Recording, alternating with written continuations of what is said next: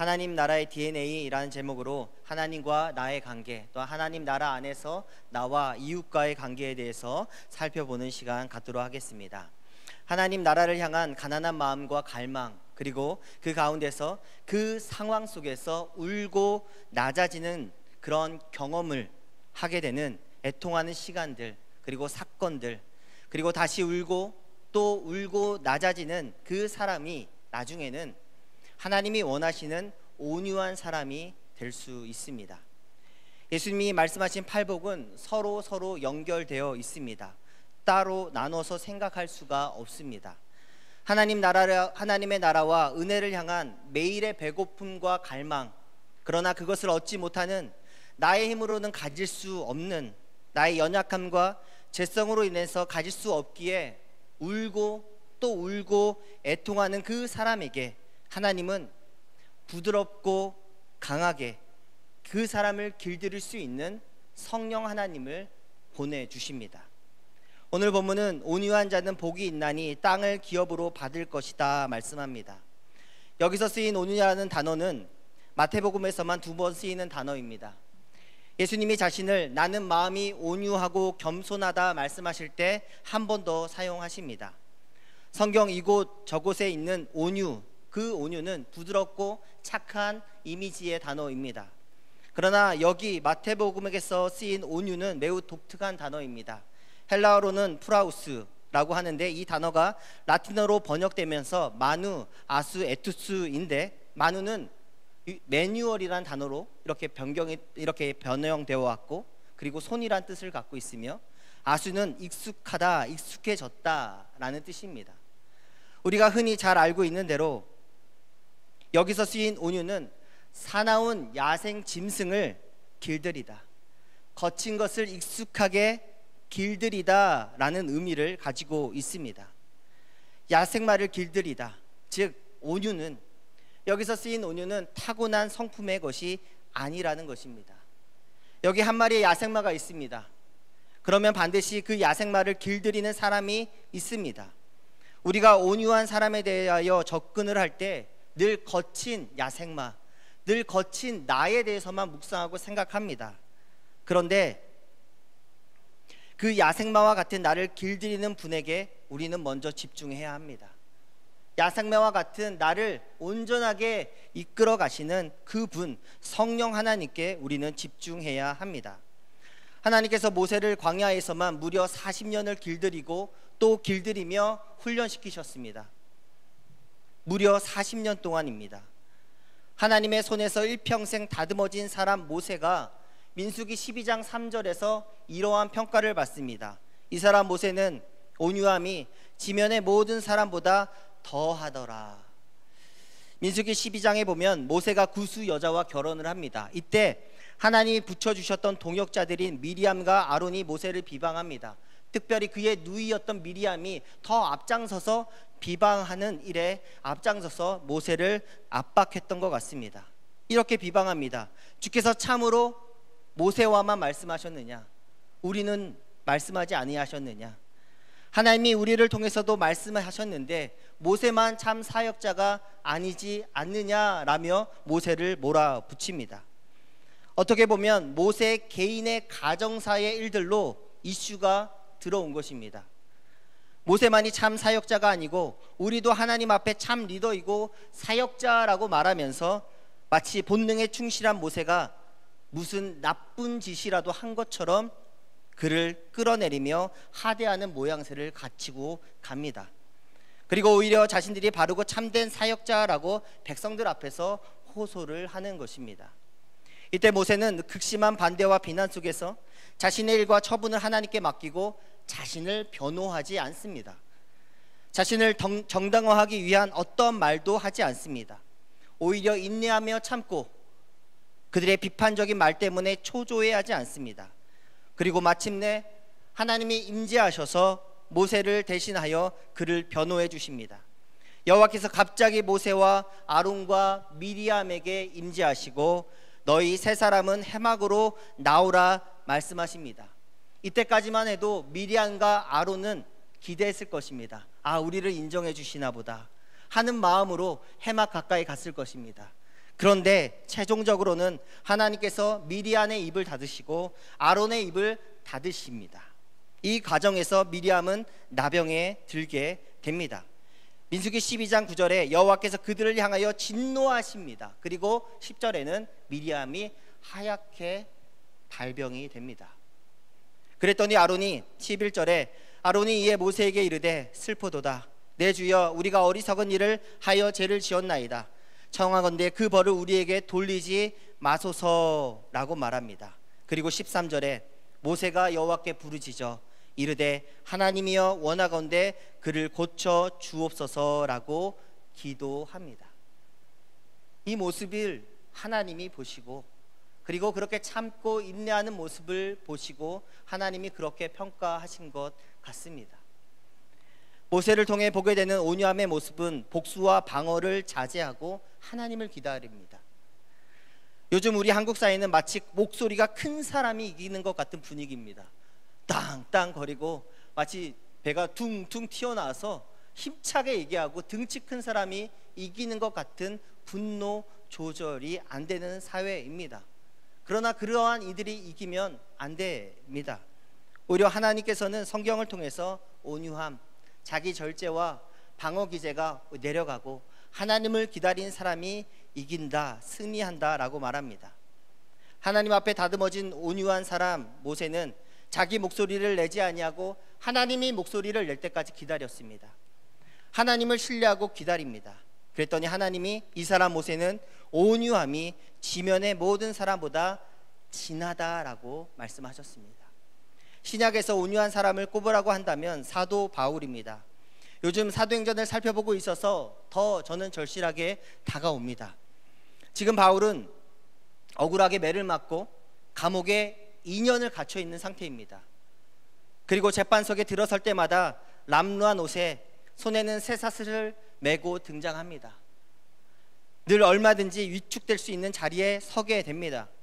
반면에 바울을 재판하는 사람들은 늘 위엄을 갖추고 멋진 옷과 그리고 화려한 등장을 합니다. 그리고 그 지도자들 주변에는 바울을 욕하고 비난하는 무리들로 가득 차 있습니다. 하지만 재판석에 바울이 들어설 때마다, 그리고 자신이 입을 열어 말할 수 있는 기회가 생길 때마다 한 번만 살려주세요, 한 번만 봐주세요, 이런 말을 하는 것이 아니라 기회가 생길 때마다 입을 열어 복음을 전합니다. 자신이 다메섹으로 가는 길에 자신이 얼마나 악한 마음으로 예수 믿는 자들을 잡아 죽이려고 갔었는지, 또한 자신이 얼마나 죄인이며 스데반의 돌에 맞아 죽을 때에 그 옷을 맡은 자가 자기였음을 소상하게 밝히며, 궁극적으로는 그 위축될 수밖에 없는 자리에서 그 예수님이 얼마나 밝은 빛으로 자기에게 임하셨고, 내가 어떻게 예수님을 만났으며 나의 소명이 무엇이며 라고 자신의 간증을 섞어서 빠르고 감동적으로 복음을 전합니다. 말씀을 읽다 보면 굉장히 재밌습니다. 사도 바울이 자기 변명을 할 줄 알았는데 복음을 전하니까 잠깐만 스탑 너 지금 뭐 하는 거니? 복음을 전하네.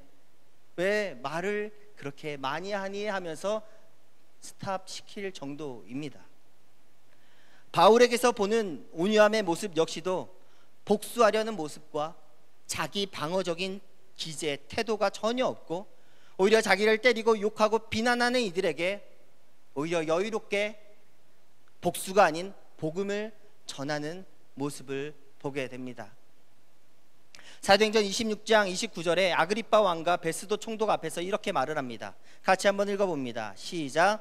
바울이 이르되 말이 적으나 많으나 당신뿐 아니라 오늘 내 말을 듣는 모든 사람도 다 이렇게 결박된 것 외에는,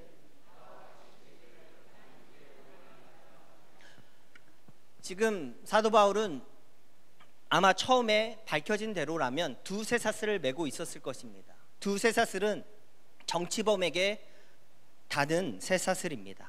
그 쇠사슬을 메인 거 말고는 다 나와 같이 하나님을 알고 예수 그리스도를 만나게 되기를 원한다라고 이야기하는 것입니다. 온유함, 여유로움, 그리고 담대함이 마치 동의어와 같이 보입니다. 바울과 모세의 공통점 중에 하나가 무엇이었습니까? 모세는 사람을 패 죽인 경험도 있었습니다.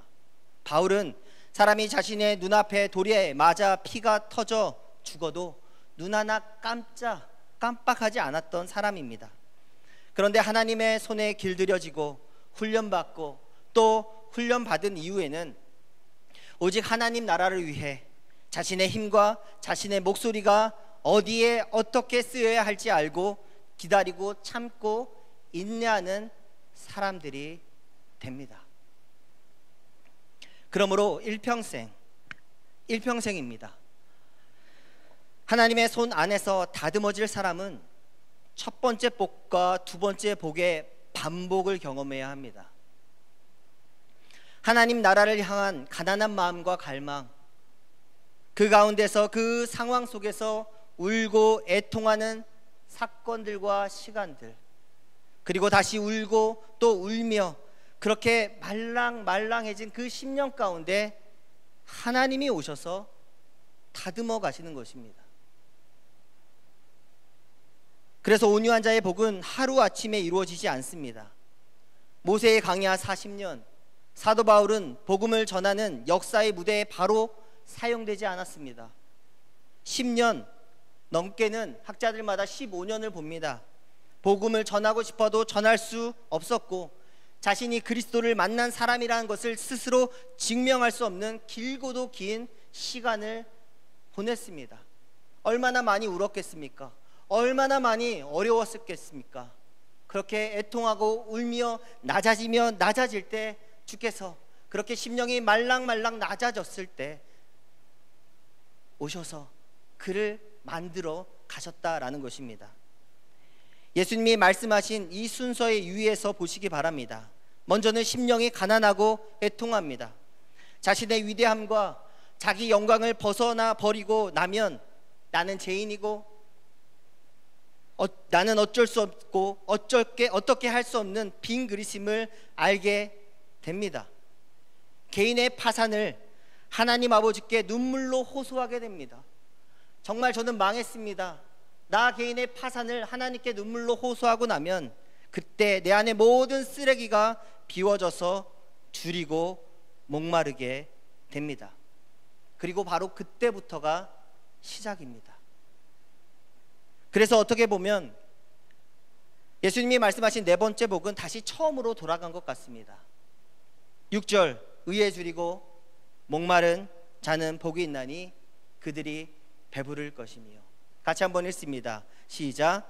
의에 줄이고 목마른 자는 복이 있나니 그들이 배부를 것이며. 여기서 말한 의란 설교자마다 어떻게 포인트를 가져가느냐에 따라서 해석이 조금은 다를 수 있지만 저는 여기서 말하는 의를 먼저는 하나님과의 바른 관계로 해석하기 원합니다. 의로운 일에 관해서 말하기 전에 하나님과의 바른 관계, 의로우신 하나님과의 바른 관계에 목마른 자들은 결국엔 배부르게 될 것입니다. 그러므로 온유한 자가 받게 될 복은 무엇입니까? 순환적으로 계속 연결해서 해석했을 때 온유한 자가 받게 될 복, 그 땅, 그 기업은 무엇입니까? 어떻게 해석할 수 있습니까? 온유한 자가 받게 될 기업과 땅은 하나님과의 바른 관계, 또한 사람과 사람과의 바른 관계와 더 연관되어 있습니다. 자료를 연구하다가 정말 어떤 설교자들은, 특별히 강남권에서 목회를 하시는 분들은 이 땅과 기업을 정말 부동산으로 이야기를 하더라고요. 깜짝 놀랐습니다. 부동산? 아닌데. 제가 이번 주에 교제했던 가정 중에서 아프리카 가나에서 구호 구제 활동을 하는 가정을 만났습니다. 이번에 아내와 아이를 데리고 현지에 가려고 잠시 한국에 방문을 했습니다. 처음에 아프리카로 넘어갈 때 일이 꼬여서 무려 8개월 동안이나 아내와 아이가 없이 아프리카 가나에 혼자 있어야 했다고 합니다. 그 넓은 땅, 그리고 자신이 지냈던 집은 3층으로 된 방이 10개도 넘는 집이었다고 합니다. 그렇게 쓸쓸하고 외롭게 힘들게 8개월을 보낸 것은 처음이라고 합니다. 성도 여러분, 온유한 자가 받게 될 기업과 땅에는 단순히 넓은 땅이 아닙니다. 또한 크고 덩치가 큰 기업을 말하는 것도 아닙니다. 그 땅 안에 비옥하고 아름다운 관계들, 아멘.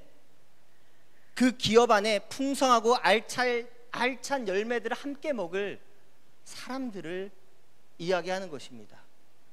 한번 생각해 보시기 바랍니다. 어떤 싸움이든지 간에 교회 안에 싸움이 일어났습니다. 그 싸움을 해서 이겼습니다. 화이팅, 잘했습니다. 그런데 좋은 땅과 좋은 입지도 차지했습니다. 그런데 사람들이 내가 그 길 가면은 나를 피합니다. 내가 엘리베이터를 타고 올라가려고 합니다. 나를 피해서 걸어 올라갑니다. 그 사람이 걸어 내려갑니다. 나는 엘리베이터를 타고 내려갑니다. 내가 걸어가면 나를 피하고, 내가 엘리베이터를 타면 또 나를 피하고, 오히려 넓은 땅과 건물이 있습니다. 그러면 내가 그 사람을 피하기에 더 좋은 이렇게 넓은 건물과 7층짜리 건물이 어디 있습니까? 넓으면 넓을수록 불리한 것입니다.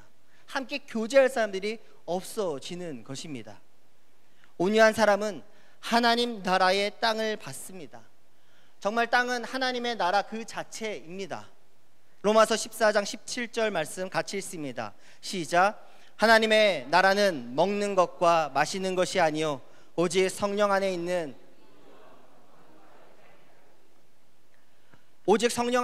의와 평강과 희락이라 말씀합니다. 우리 앞에 아무리 먹는 것과 마시는 것이 풍성하고 많아도 우리 모임 안에 바른 관계, 평강, 그리고 즐거움이 없다면 그 모임 안에는 하나님의 나라가 없는 것입니다. 하나님의 나라는 의와 평강과 그리고 즐거움 속에서 함께 먹고 함께 마시고 누리는 풍성한 관계 속에 있다라는 것입니다. 소설가 도스토옙스키가 젊은 나이에 일찍 반체제 활동을 했습니다. 그래서 시베리아에서 10년간 복역을 합니다. 무려 30대의 대부분을 거기서 유배 생활을 하게 됩니다. 그는 그 수용소 안에서 매우 독특한 경험을 하게 됩니다. 러시아 전역에서 모여든 범죄자들과 함께 10년을 함께 생활하게 합니다. 거기에 모인 사람들, 범죄자들을 소설가 이 사람은 자세히 관찰합니다. 그리고 그러한 경험을 바탕으로 인간의 본성을 깨뚫는 소설을 쓰게 됩니다. 일단 그가 관찰한 범죄자들의 특징은 두 가지라고 합니다. 첫째는 그들은 자신이 저지른 범죄에 대해서 조금이라도 후회하거나 반성하거나 죄책감을 가지는 일이 없다고 합니다. 오히려 자신들의 범죄를 무용담처럼 이야기하기를 즐겼다고 합니다. 그래서 그는 많은 범죄자들이 있는데 그들이 어떤 죄를 저질렀는지 너무 많이 자주 들어서 다 기억하고 있을 정도라고 했습니다. 또한 두 번째, 이 사람들은 여기가 감옥이어도 자기 욕망에 충실했다고 합니다. 무슨 뜻입니까? 서로를 본능적으로 너무나 미워하고 증오했다고 합니다. 특별히 귀족 출신인 자신은 그 많은 범죄자들의 더 미움과 증오의 대상이 되었다고 합니다. 그래서 자신도 그러지 않으려고 했는데 자신을 미워하는 그들을 자신도 덩달아서 미워하고 증오했다고 합니다. 그러면서 그가 발견한 것이 있는데 자신을 싫어하기 때문에 자신도 사람들을 증오하고 미워했는데 사람을 증오하는 자기 자신이 점점 더 지옥 같은 삶을 살게 되더라는 것입니다. 그래서 도스토옙스키가 했던 유명한 말이 있습니다.